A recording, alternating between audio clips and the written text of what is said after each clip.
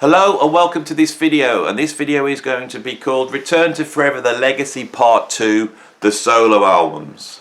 Alright, so in 1973, Return to Forever changed from being a sort of Latin jazz fusion band to a full-out jazz rock band with prog overtones and the whole kitchen synth, the electric guitars, electric bass, the synths, all that's happened, and they've made 4 very, very important albums.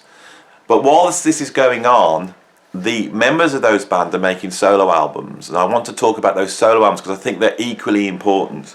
So I'm going to start with Stanley Clarke, if I just grab them here. So if we look at that classic period of Return to Forever from 73 to 76, Stanley makes 3 solo albums. Okay, so if you think Hymn to the Seventh Galaxy comes out in 1973, in 1974 Stanley brings this album out. Now for me, this is one of the greatest fusion albums ever made, and it's got a band in which is just one of the most incredible lineups in jazz fusion ever. It's got Stanley Clarke obviously on electric bass and acoustic bass, Jan Hammer from the Mahavishnu Orchestra on Moog synthesizer, electric piano, organ and acoustic piano, Tony Williams, the daddy of all fusion drumming, on drums, and the incredible Bill Connors on guitar, who is the guitarist on the first Return to Forever album. This album, like Hymn to the Seventh Galaxy, is not a funky jazz fusion album, it's a full-on heavy rock album.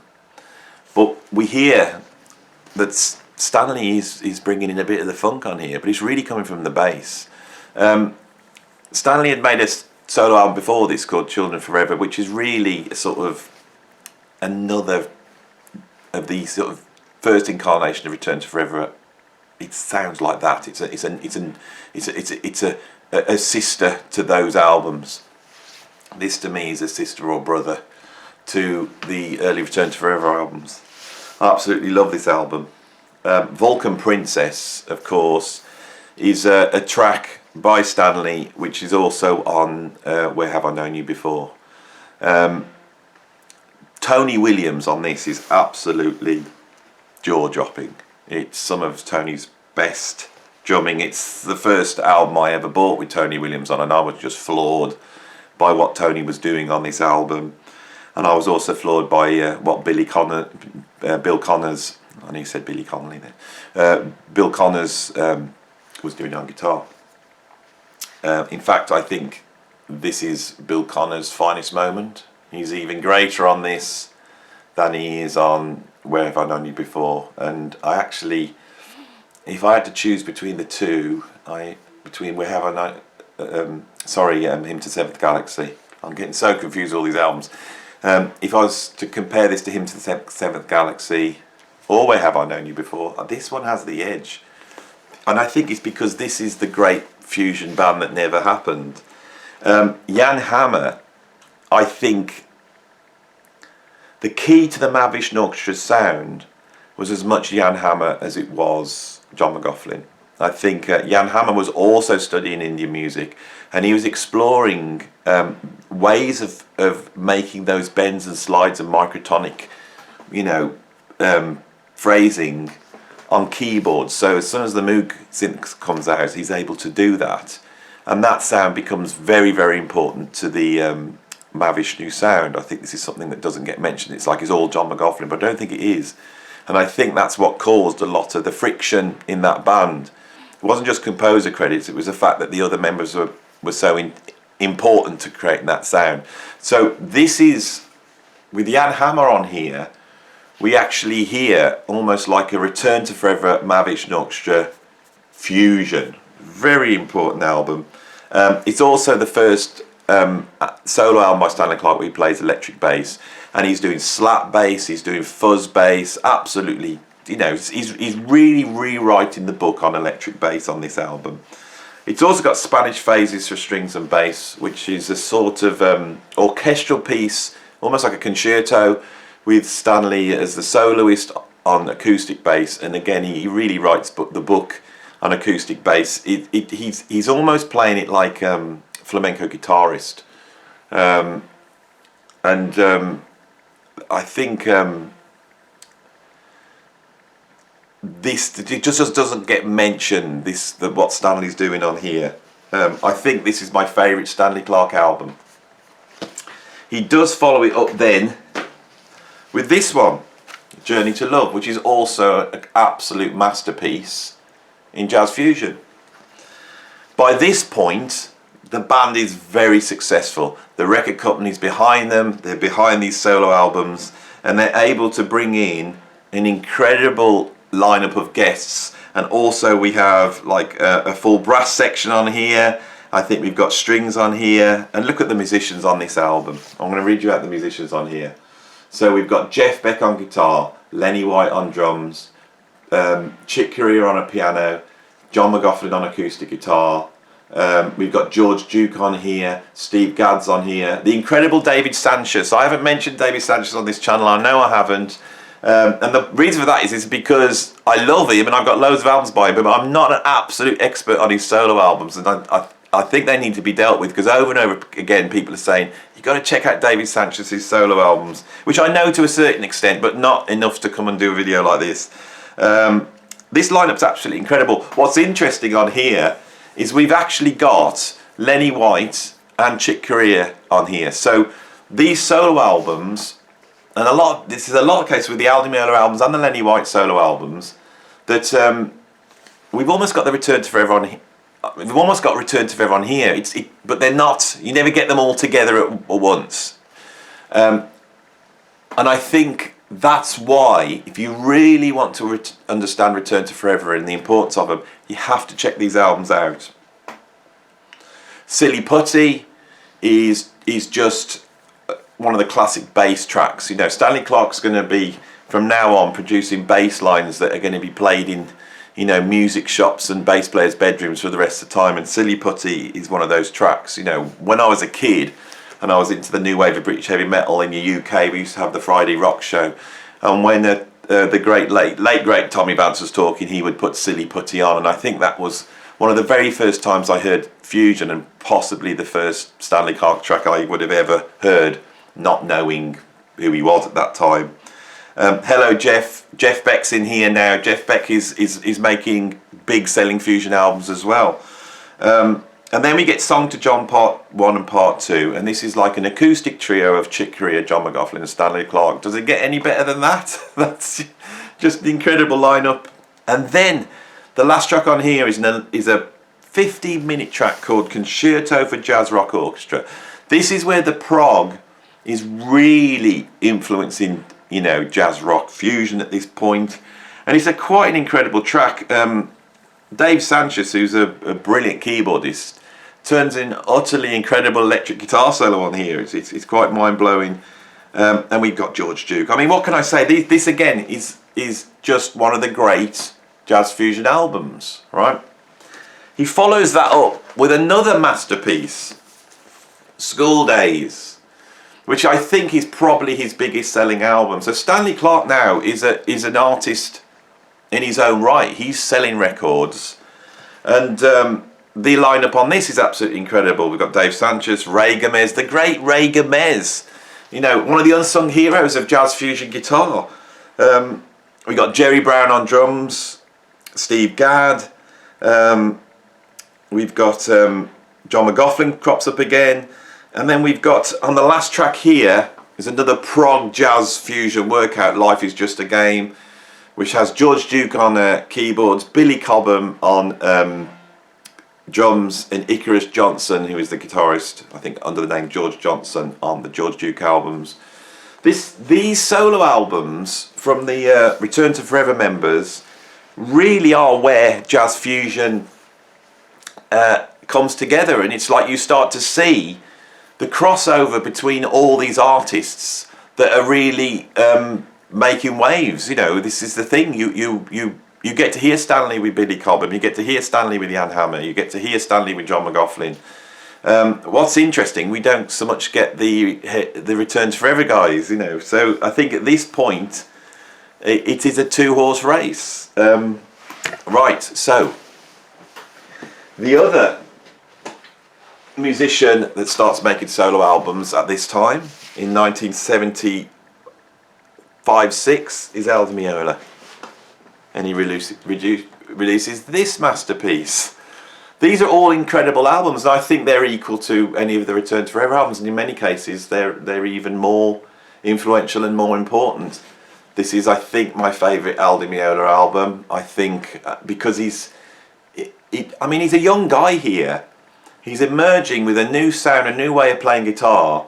And what Viola's really important for is, I think, he takes those Spanish, flamenco, Latin, American influences and he puts it into that Return to Forever sound, and he amps it up even more on these albums, and it really changes heavy metal. You know, there's never been a Spanish or Latin American influence in heavy metal or heavy rock up to this point.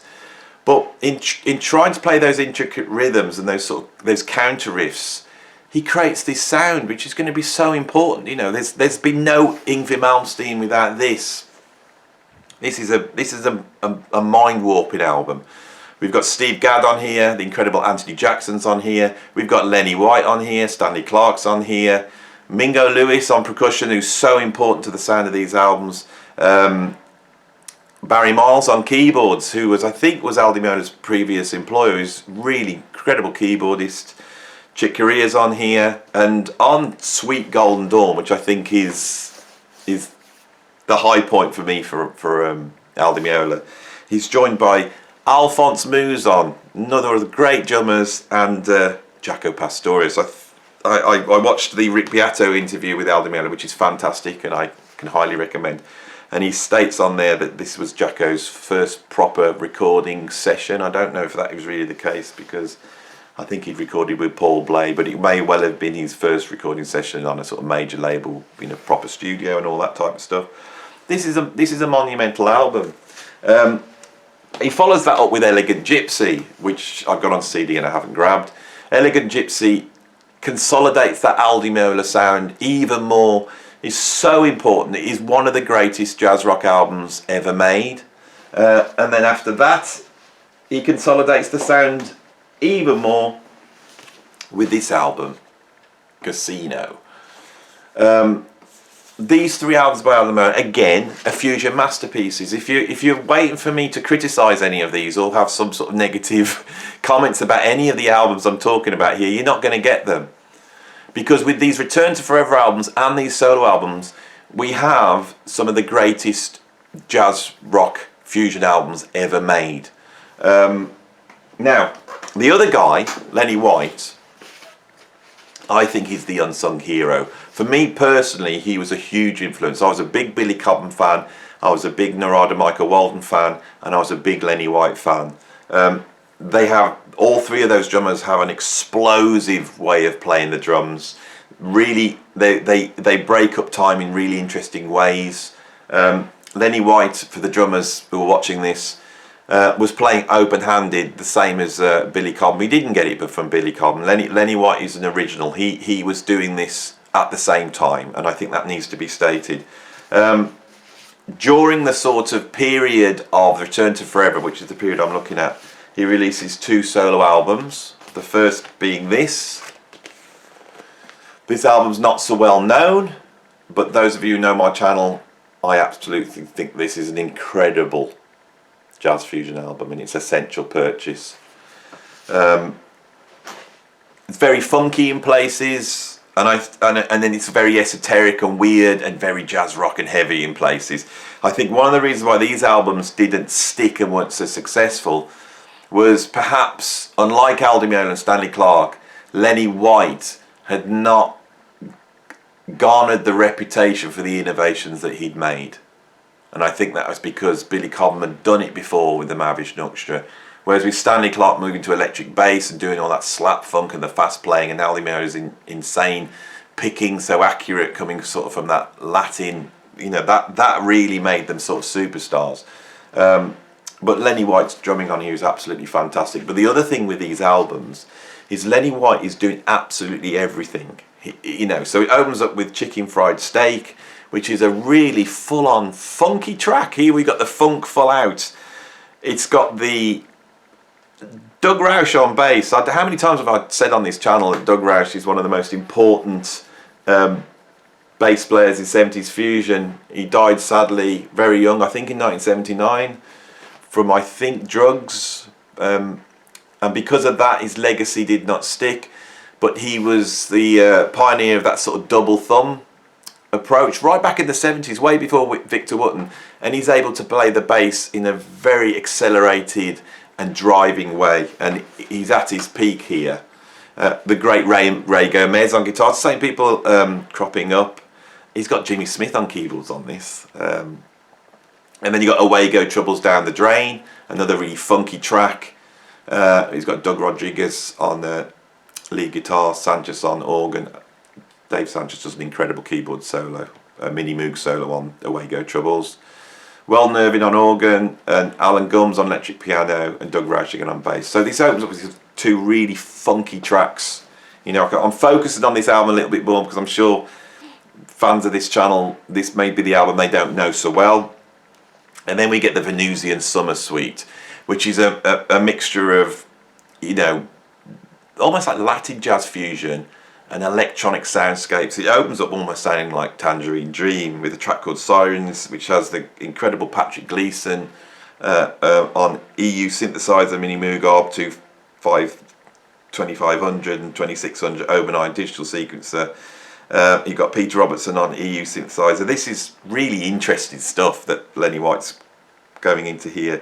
And then part two features Hubert Laws on flute, Sanchez again on Mini Moog.